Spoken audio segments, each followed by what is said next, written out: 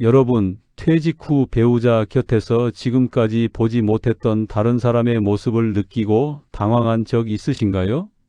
평생 가족을 위해 헌신했는데 이제 와서 없는 사람 취급하며 외면당하는 기분. 혹시 여러분은 느껴보신 적 있으신가요? 평생 다니던 직장에 출근하지 않아도 되는 첫날 아침, 저는 창밖을 내다보며 이제 드디어 쉴 수 있겠다고 생각했습니다. 그런데 그게 착각이었다는 걸 깨닫는 데는 그리 오랜 시간이 걸리지 않았어요. 저는 올해 68세입니다. 대기업에서 부장으로 정년을 맞았고 퇴직 후 3년이 지난 지금 저는 혼자 살고 있습니다. 30년을 함께 살아온 아내와 이혼을 했습니다. 이혼. 그 단어를 꺼내기까지 얼마나 오랜 시간이 걸렸는지, 얼마나 많은 밤을 천장만 바라보며 보냈는지, 이 이야기를 꺼내기까지 얼마나 오래 걸렸는지 모릅니다. 부끄럽고 아프고 그래서 더 오래 혼자 안고 살았습니다. 이야기 시작 전 구독과 좋아요로 응원 부탁드립니다. 제 이름은 이정민이라고 합니다. 서울 변두리에서 태어나 악착같이 공부했고 어렵게 대기업에 입사해서 30년 넘게 다녔습니다. 과장, 차장, 부장. 한 계단 한 계단 올라가면서 가족을 위해, 회사를 위해 살아왔어요. 아이 둘 키우고 아파트 한 채 장만하고 퇴직금의 저축까지. 나름대로 준비된 노후라고 생각했습니다. 퇴직하던 날 동료들이 마련해준 조촐한 파티 자리에서 저는 속으로 이렇게 말했습니다. 이제 진짜 내 인생 살아볼 수 있겠다. 퇴직 후에 꼭 하고 싶었던 것들이 있었어요. 아침에 느긋하게 일어나 커피 한 잔 마시며 하루를 시작하는 것. 오후에는 헬스장에 가거나 동네 한 바퀴를 산책하는 것. 가끔은 아내와 함께 근교 드라이브도 나가고 손주들이 오면 실컷 놀아주는 것. 그리고 퇴직하기 몇 달 전부터는 배드민턴을 다시 시작하고 싶다고 생각했어요. 젊을 때 꽤 잘 쳤는데 바쁘다는 이유로 30년 가까이 손을 놓고 있었거든요. 동네 배드민턴 클럽에 등록해서 또래 분들과 운동도 하고 땀 흘리고 나서 시원한 맥주 한 캔 마시는 저녁을 상상했습니다. 아내도 그 정도는 원하겠지라고 생각했어요. 30년 동안 남편 뒷바라지 하느라 수고했으니 이제는 둘이서 여유롭게 살아보자고 얘기도 했었고 아내도 그 자리에서는 그러자고 했으니까요. 그런데 현실은 달랐습니다. 퇴직하고 나서 집에 있는 시간이 늘어나니까 아내와의 관계가 조금씩 어긋나기 시작하면서 계속 부딪히는 일이 많아졌습니다. 예전에는 아침에 나가면 밤 늦게 들어왔고 집에 있는 시간이 거의 없었습니다. 그래서 이 집에서 내 자리가 어디였는지 그때는 몰랐습니다. 퇴직하고 처음엔 좋았어요. 하루 종일 집에 있게 되더군요. 이제 좀 쉬자. 근데 그게 한 달, 두 달 지나니까 이상하게 숨이 막히는 기분이 들기 시작했습니다. 아내는 아침 먹고 나면 바로 나갈 준비를 합니다. 나 오늘 점심 친구들이랑 약속 있어. 당신은 그냥 집에서 알아서 챙겨 먹어. 그 말이 유독 오래 마음에 걸렸습니다. 따뜻함보다는 의무처럼 들렸고 배려보다는 통보처럼 느껴졌습니다. 나는 그냥 그래 하고 넘기는데 기분이 좋지는 않았습니다. 회사 다닐 때는 식사 시간, 식사 자리가 늘 정해져 있었고 사실 회사 업무 외에는 다른 거에는 신경을 안 써도 항상 누군가 옆에서 챙겨주던 게 익숙했으니까요. 처음에는 단순히 불편한 정도였는데 그게 반복되다 보니까 이건 단순히 혼자 밥을 먹는 게 아니라 혼자 남겨진 느낌이라는 걸 조금씩 알게 되더군요. 어느 날이었습니다. 아내가 모임 다녀와서 현관문 열자마자 말을 꺼냈습니다. 오늘 모임 갔는데 세상에 영희 남편은 아직도 일을 나간대. 신발도 안 벗고 계속 말을 이어갑니다. 퇴직하고도 가만히 안 있고 뭐라도 하니까. 보기 좋더라. 나는 그냥 그래 하고 넘기려 했는데 당신은 왜 맨날 집에만 있어? 그 말이 그대로 꽂히더군요. 사람 좀 만나고 밖에도 좀 나가고 그래야지. 하루 종일 집에만 있으니까 더 답답하지. 그날 이후로 아내 입에서는 누구 남편은 이 말이 습관처럼 붙었습니다. 옆집 아저씨는 퇴직하고도 사업 시작했다더라. 누구는 골프 모임 나가서 사람들 다 만나고 다니던데. 그럴 때마다 나는 점점 작아졌습니다. 예전에는 내가 누군가와 비교당할 사람이 아니었는데 지금은 비교당하는 사람이 되어 있더군요. 근데 더 힘든 건 그 다음이었습니다. 어느 날 아내가 친구랑 통화를 하는데 거실에 내가 앉아 있는데도 신경도 안 쓰고 얘기를 합니다. 아휴, 우리 집 양반은 말이야. 퇴직하고 나서 완전 사람이 바뀌었어. 나는 그 자리에서 TV 보고 있는 척 했습니다. 하루 종일 집에만 있으니까 내가 답답해서 못 살겠어. 진짜 웃으면서 말하는데 그게 더 아프더군요. 예전에는 그래도 바쁘기라도 했지. 지금은 그냥 집에 있는 사람이야. 그 말 듣는 순간 TV 소리는 들리는데 내용은 하나도 안 들어왔습니다. 내가 같이 사는 남편이 아니라 남 얘기하듯 뒤에서 말하는 대상이 되어 있더군요. 같이 사는 사람인데 나는 점점 이 집에서 필요 없는 사람이 되어가고 있었습니다. 같이 있으면 잔소리, 밖에 나가면 비교되는 사람, 전화하면 험담 대상, 어느 순간부터 이 집이 편한 곳이 아니라 버티는 곳이 되어 있었습니다. 동네에 배드민턴 클럽이 있다는 걸 우연히 알게 됐습니다. 매주 목요일 오전에 체육관을 빌려 운동하는 모임이었는데 무료로 참여할 수 있다고 했어요. 저는 신이 나서 아내한테 얘기했습니다. 나 배드민턴 클럽 좀 나가봐도 될까? 운동도 되고 사람들이랑 어울릴 수도 있고 좋을 것 같아서. 그거 나가면 회비 내야 하는 거 아니야? 공짜가 어디 있어요? 아내는 고개도 들지 않은 채 핸드폰을 보면서 말했습니다. 아직 잘 모르지만 운동이 목적이지. 돈 쓰러 가는 게 아니잖아. 운동은 집 근처 공원 산책으로 충분하지. 왜 굳이 클럽이에요? 60 넘은 양반이 배드민턴이 다 뭐야? 그 말이 제 가슴에 탁 걸렸어요. 60 넘은 양반이 그 표현이 왜 그렇게 서러웠는지 한동안 그 말이 귓가에 맴돌았습니다. 저는 결국 배드민턴 클럽 얘기를 꺼내지 않았어요. 이것저것 막히다 보니 최소한 혼자 할 수 있는 운동을 찾고 싶었습니다. 동네 헬스장에 등록하면 어떨까 싶었어요. 월 6만 원짜리 저렴한 곳이었는데 그 정도면 큰 돈도 아니고 건강관리에 오히려 도움이 된다고 생각했거든요. 아내에게 말을 꺼냈습니다. 여보, 나 동네 헬스장 등록하려고 하는데 한 달 6만 원이야. 한 달에 6만 원. 그게 적은 돈이야. 건강관리를 위해서라잖아.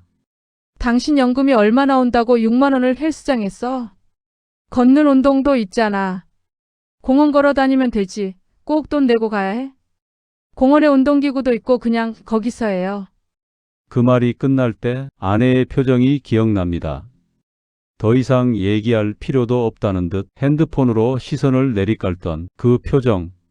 마치 어린아이에게 허락해 줄 수 없다고 말하는 어른의 표정 같았어요. 저는 그 자리에서 아무 말도 하지 않았습니다. 이것만이 아니었어요. 냉장고 문을 너무 자주 연다고 했습니다. 한 번에 꺼내야지. 왜 냉기를 다 빼고 그래요? 전기세가 오르잖아. 이번엔 화장실 사용하는 것도 불만이었습니다. 여보, 소변 보면서 또 그렇게 서서 했지? 아내의 목소리가 욕실 문 너머로 날아왔다. 나는 괜히 헛기침을 하며 물을 내렸습니다. 아니, 그냥 습관이라서. 문을 열자 아내는 한숨부터 쉬었다. 바닥에 튄 거 안 보여? 내가 몇 번을 말해. 앉아서 하면 서로 편하잖아. 나는 말없이 걸레를 들었다. 당신도 이제 나이 있는데 조금만 신경 쓰면 되잖아. 그 말에 괜히 머쓱해하며 알겠어. 다음부터는 조심할게. 아내는 고개를 끄덕였지만 표정은 여전히 못마땅했다. 어느 날 저녁이었어요. 아내가 친구들과 저녁 모임이 있다며 나가고 저 혼자 집에 남았습니다. 냉장고를 열어봤지만 딱히 먹고 싶은 게 없었어요. 그냥 물 한 잔 마시고 소파에 앉았습니다. TV를 켰다가 껐어요. 핸드폰을 들었다가 내려놨고요. 창밖은 이미 어두워지고 있었고 가로등 불빛이 흔들렸습니다. 그때 문득 이런 생각이 들었어요. 나는 누구지? 30년 동안 저는 회사에서 회의를 주재하고 보고서를 검토하고 후배들을 지도하고 대표이사 앞에서도 당당하게 발언했습니다. 회식 자리에서는 분위기를 주도했고 명함을 꺼내면 상대방이 먼저 고개를 숙였어요. 그런데 지금의 저는 냉장고 문 여는 것도 눈치를 봐야 하고 헬스장 하나 등록하는 것도 허락을 받아야 하고 친구 만나는 것도 보고해야 하는 사람이 됐습니다. 그 순간 이 집에서의 제 자리가 어디쯤인지 알 것 같았습니다. 서운하다기보다 뭔가 조용히 꺼지는 느낌이었습니다. 눈물이 날 줄 알았는데 이상하게 눈물은 안 나더군요. 그냥 가슴이 텅 빈 것처럼 아무것도 느껴지지 않았습니다.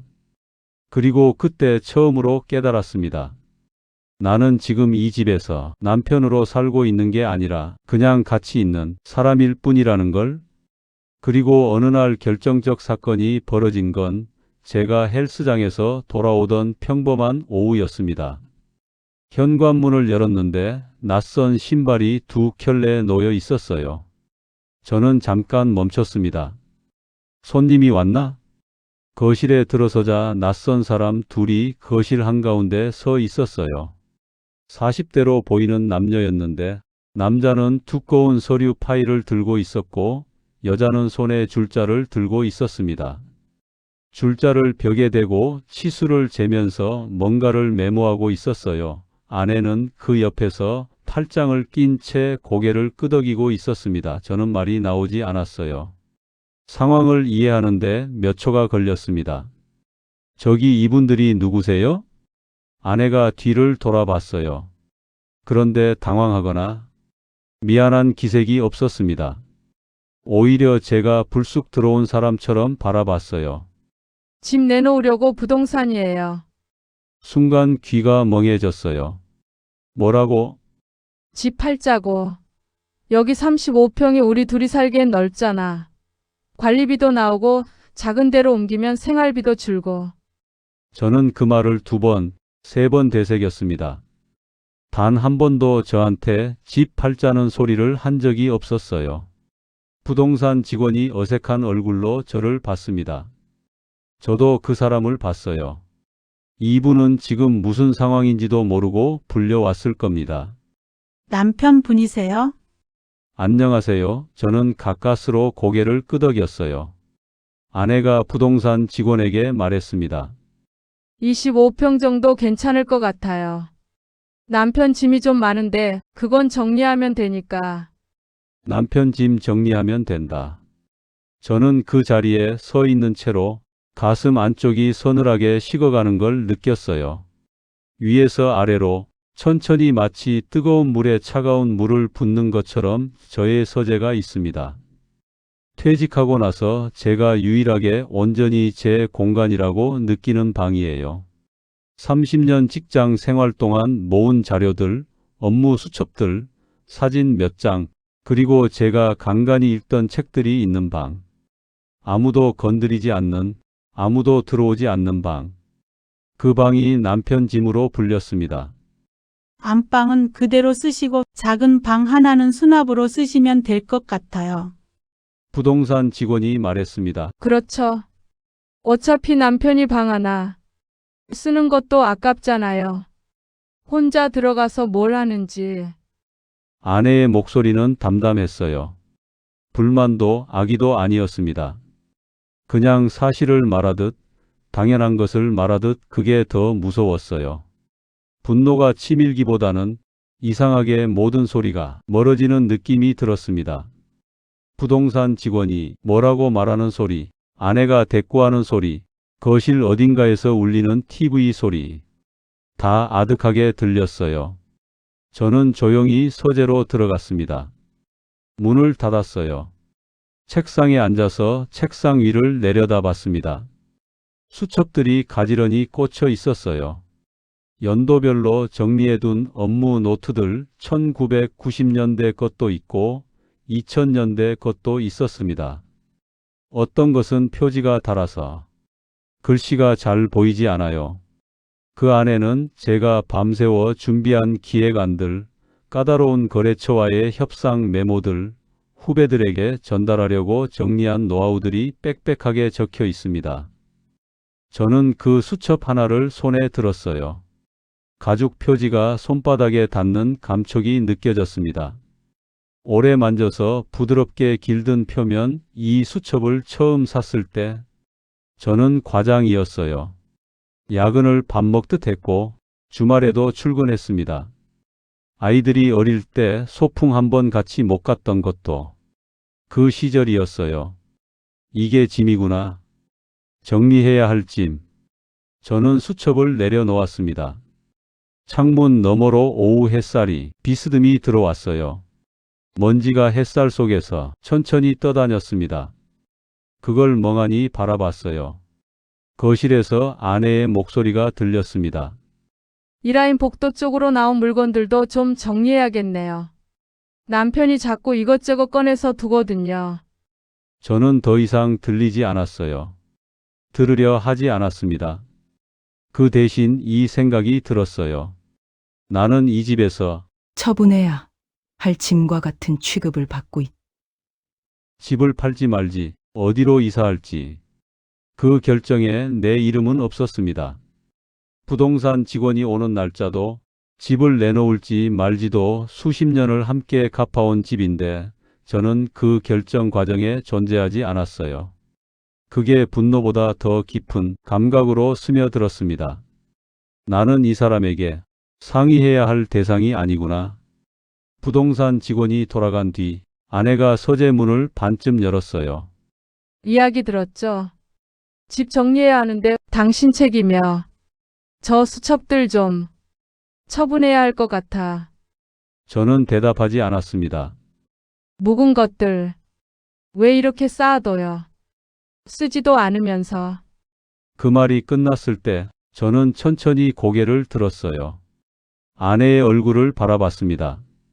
정말 오랫동안 이 사람이 지금 뭘 말하는지 알고 있는 걸까?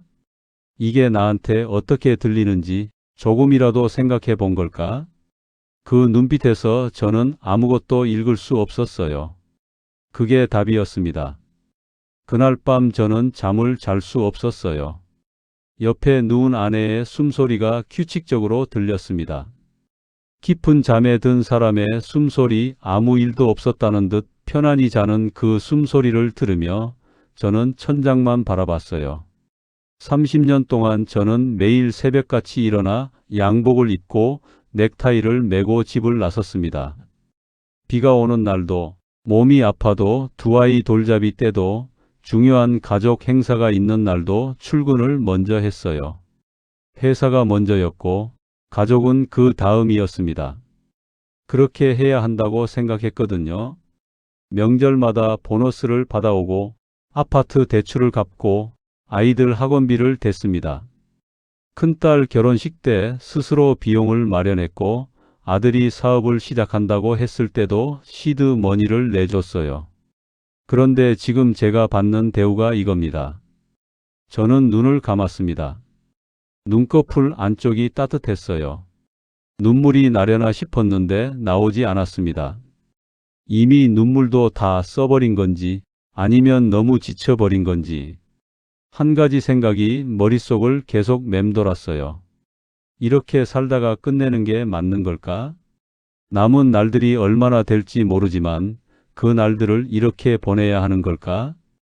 밖에서는 부장으로, 누군가의 상사로, 중요한 결정을 내리는 사람으로 살았는데 집에 들어오면 공기 차지하는 짐덩이로 취급받는 것이 새벽 3시쯤이었을 거예요. 저는 조용히 일어났습니다. 부엌에 가서 물 한 잔 마셨어요. 싱크대 위 창문으로 보이는 바깥은 고요했습니다. 가로등 불빛 아래로 빗방울이 조금씩 떨어지고 있었어요. 저는 그 빗소리를 들으며 생각했습니다. 이건 내 잘못이 아니다. 그리고 나는 아직 살아야 한다. 그 생각이 드는 순간 뭔가가 바뀌었어요. 마음 한구석이 단단하게 굳어지는 느낌이랄까? 더 이상 흔들리지 않겠다는 어떤 결심 같은 것이 자리를 잡기 시작했습니다. 결심은 섰습니다. 그러나 감정만으로는 현실을 바꿀 수 없어요. 저는 며칠 동안 아무에게도 말하지 않고 혼자 계산을 했습니다. 먼저 지금 살고 있는 아파트, 두 사람 명의로 되어 있는데 실거래가로 따지면 꽤 됩니다. 이걸 팔아서 반으로 나눈다면 내 몫으로 전세나 작은 매매를 할 수 있을까? 계산을 해봤어요. 빠듯하지만 불가능하지는 않았습니다. 퇴직금은 일부 투자로 줄었지만 나머지는 정기 예금으로 묶어놓은 게 있었어요. 이것도 반으로 나눈다면 한숨이 나왔습니다. 수십 년을 모은 돈인데 하지만 가장 든든한 건 매달 나오는 퇴직연금이었어요. 회사에서 30년을 일했으니 금액이 적지 않았습니다. 이 돈으로 혼자 한 달 생활을 감당할 수 있을까? 숫자를 적어보니 작은 월세나 전세에 살면서 검소하게 지내면 가능했어요. 의료비가 변수였습니다. 나이가 드니 병원 갈 일이 늘었고 앞으로 더 늘어날 테니까요. 그런데 퇴직자 건강보험이 있고 필요하면 실손보험이 있었어요. 미리 가입해 둔 게 그나마 다행이었습니다. 종이에 수입과 지출을 적어봤어요. 월 수입 퇴직연금, 월 지출 월세, 식비, 공과금, 의료비, 기타 빼고 나면 남는 돈이 많지 않았습니다. 예전처럼 외식도 자주 못하고 큰돈 들어가는 여행도 힘들고 하지만 못 살 금액은 아니었어요. 저는 종이를 접었습니다. 돈이 충분하지 않아도 괜찮다. 최소한 오늘 저녁 내가 뭘 먹을지, 내일 아침 어디에 나갈지, 그 정도는 내가 결정할 수 있는 삶을 살 수 있다. 그걸로 충분했습니다. 아내가 학원 동창 모임이 있다며 나간 날이었어요. 집안이 조용했습니다. 저는 평소보다 천천히 커피를 끓였어요. 원두를 갈고 드리퍼를 올리고 물줄기를 가늘게 내려서 천천히 내렸습니다. 커피 향이 부엌을 가득 채웠어요. 그 향기를 맡으며 저는 생각했습니다. 이렇게 조용한 아침이 혼자 있을 때만 가능하구나. 그 생각이 드는 순간 마음이 정해졌어요. 더 이상 미루지 않겠다는, 이게 마지막 퇴직금보다 더 중요한 결정이었습니다. 30년 넘게 부장으로 살면서 수백 번의 결정을 내렸어요. 인사 결정, 예산 결정, 프로젝트 방향 결정. 그 어느 것보다 지금 이 결정이 더 어렵고 그러면서도 더 분명했습니다. 저는 수첩을 꺼내 나는 남은 날들을 내 뜻대로 살겠다. 이렇게 적었습니다. 이틀 후 저는 변호사 사무실을 찾아갔습니다. 건물 로비에서 엘리베이터를 기다리는 동안 심장이 빠르게 뛰었고 손이 약간 떨렸어요. 38층까지 올라가는 동안 숨을 가다듬었습니다. 접수처에서 이름을 말하고 대기 의자에 앉았어요. 옆에는 다른 분이 앉아 계셨는데 서로 눈을 마주치지 않았습니다. 각자의 무거움을 들고 온 자리였으니까요. 변호사가 저를 불렀습니다. 40대 초반쯤 되어 보이는 분이었어요. 차분하고 정돈된 느낌이었습니다. 어떤 일로 오셨습니까? 저는 잠시 말이 나오지 않았어요. 가슴 속에서 그 말이 올라오는데 시간이 걸렸습니다. 이혼을 하고 싶어서요. 40년을 함께 산 아내와 변호사가 조용히 고개를 끄덕이며 메모를 시작했습니다. 어떤 상황인지 좀 더 말씀해 주시겠어요? 저는 천천히 말했어요. 퇴직 후 달라진 아내의 태도, 날마다 이어진 구박과 무시, 아파트를 본인한테 얘기도 안 하고 부동산에 내놓은 일. 나를 허수아비 취급을 하며 무시하는 1등 다 말했습니다. 처음엔 목소리가 떨렸는데 말을 하다 보니 오히려 안정이 됐어요. 변호사가 말했습니다. 두 분 사이에 합의 이혼을 원하시는지 아니면 소송을 고려하시는지요? 합의로 가고 싶습니다. 싸우고 싶지 않아요. 합의가 원만하게 이루어지면 수월합니다. 재산 분할은 원칙적으로 공동재산을 기준으로 하는데 부동산과 예금, 연금 모두 협의 대상이 됩니다. 알겠습니다. 주거 문제부터 미리 알아두시는 게 좋습니다. 가족에게는 어떻게 말씀하실 예정이신가요? 저는 잠시 생각했습니다. 자녀들에게 먼저 말해야죠. 그게 맞을 것 같아요. 상담을 마치고 나오면서 발걸음이 이상하리만치 가벼웠어요. 결정이 실행으로 넘어가는 순간이 이런 느낌이구나 싶었습니다. 그날 저녁 아내가 돌아오기 전에 저는 큰아들에게 전화를 했습니다. 아들, 아버지가 할 말이 있다. 엄마와 이혼하려고 해. 전화기 너머로 한동안 침묵이 흘렀어요. 그러다가 아들이 말했습니다. 아버지 많이 생각하셨겠죠? 제가 옆에서 보면서도 답답했는데 아버지 결정이라면 저는 존중해요. 큰딸도 비슷했어요. 오히려 아버지가 이제야 말씀하시는 것 같다고 했습니다. 그 말이 가슴을 울렸어요. 아내가 돌아왔습니다. 현관에 들어오자마자 신발을 벗으며 말했어요. 오늘 저녁은 뭐 먹었어? 저는 거실 소파에서 일어나 마주 섰습니다. 여보. 아내가 가방을 내려놓으며 고개를 들었어요. 왜요? 저는 천천히 말했습니다. 우리 이제 각자 살자. 이혼하자. 아내의 얼굴이 굳었어요. 뭐라고? 갑자기 무슨 소리야? 당신 지금 제정신이에요. 제정신이야 오래 생각했어. 변호사도 만났어. 당신이 혼자 어떻게 살아? 밥도 제대로 못 챙겨 먹는 양반이. 저는 흔들리지 않았습니다. 내가 밥을 못 챙겨도 누군가한테 매일 무시당하며 사는 것보다는 나아. 재산은 법대로 나누자. 나는 적게 가져도 괜찮아. 아내는 잠시 아무 말도 하지 않았어요. 처음 보는 제 눈빛이 낯설었던 건지 저는 그 침묵 속에서 느꼈습니다. 이제야 비로소 내 목소리로 말하고 있다. 이혼 절차는 석 달이 걸렸어요. 합의는 생각보다 순탄하지 않았습니다. 아내는 처음에 거부했다가 제가 의지를 굽히지 않자 재산 분할로 방향을 바꿨어요. 집을 팔고 반으로 나눴고 예금도 정리했습니다. 제 손에 남은 금액으로 동네 빌라 전세를 얻었어요. 입주하던 날 저는 방 한가운데 서서 사방을 둘러봤습니다. 6평 남짓한 공간, 낡은 벽지, 작은 창문, 마루 한 귀퉁이가 살짝 들뜬 것도 보였어요. 남들이 보면 초라해 보일 수도 있었겠죠. 하지만 이 공간에서는 아무도 저를 구박하지 않습니다.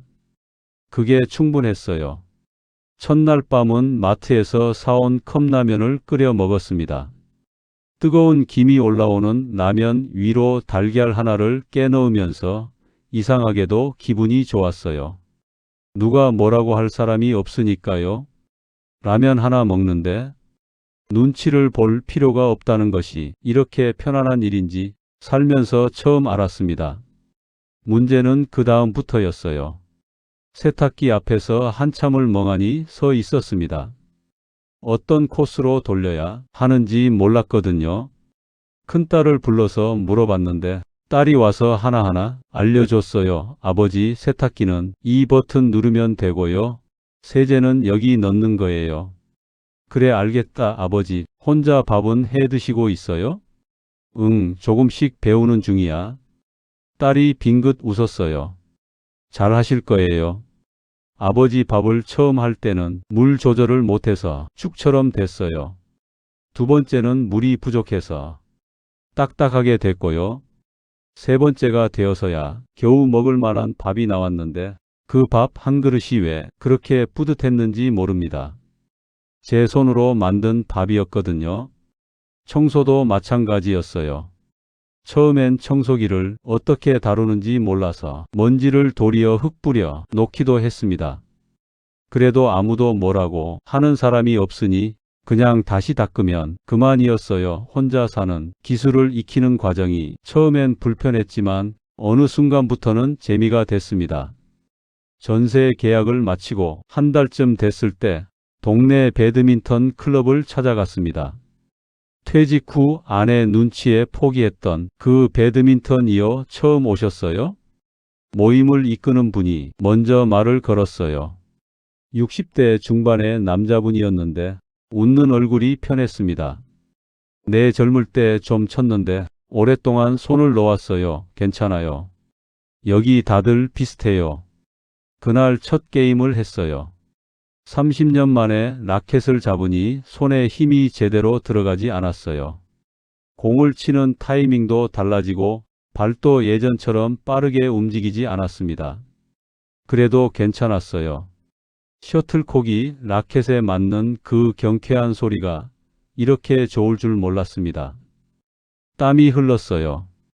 허리가 약간 뻐근했고 다리도 묵직했습니다. 그런데 그 피로가 이상하게도 기분 좋은 피로였어요. 뭔가를 해냈다는, 살아있다는 피로. 한 달이 지나자 라켓이 제법 손에 익었습니다. 두 달이 지나자 클럽 내에서 파트너가 생겼어요. 저보다 2살 위인 윤 선생님이라는 분이었는데 매주 화목요일마다 같이 운동하고 게임이 끝나면 근처 해장국집에서 국밥 한 그릇 먹는 게 루틴이 됐습니다. 이 선생 요즘 실력이 늘었어? 에이, 아직 멀었죠? 아니야. 처음엔 공 쫓아다니는 것도 힘들어 보이더니 소박한 말이었지만 그 말이 예전에 회의실에서 들었던 어떤 칭찬보다 마음에 닿았어요. 헬스장도 등록했습니다. 아내 눈치를 볼 필요가 없으니까요. 월 6만 원이 아깝지 않았어요. 오히려 매달 돈이 나갈 때마다 이건 내가 결정한 소비라는 느낌이 들어서 오히려 뿌듯했습니다. 러닝머신 위에서 걸으며 창밖을 바라보는 아침 시간이 생겼어요. 비 오는 날도 흐린 날도 그냥 묵묵히 걸었습니다. 땀이 났고 숨이 찼고 조금씩 몸이 가벼워지는 게 느껴졌어요. 살이 2kg가 빠졌습니다. 병원에서 혈압도 조금 낮아졌다고 했어요. 의사 선생님이 말했습니다. 어르신, 요즘 생활 습관이 좋아지셨나 봐요. 이것저것 바뀐 게 있어서요. 건강검진 결과도 이전보다 나아졌어요. 스트레스가 줄었기 때문이라고 생각합니다. 요리도 하나씩 배웠어요. 처음엔 간단한 것부터 시작했어요. 계란 후라이, 볶음밥, 나중엔 된장찌개도 끓여보고 제육볶음도 해봤습니다. 유튜브로 레시피를 보며 따라 하다 보니 어느 순간 냉장고 안에 뭐가 있는지 보고 대충 뭘 만들지 생각이 되더라고요. 제가 만든 김치찌개를 처음 먹는 날 저도 모르게 혼자 웃었습니다. 맛있었거든요. 딸이 방문했을 때 김치찌개를 끓여줬어요. 아버지가 끓인 거예요? 진짜요? 응, 내가 했어. 딸이 한 모금 먹더니 눈이 커졌어요. 아버지, 이거 맛있는데요, 진짜로.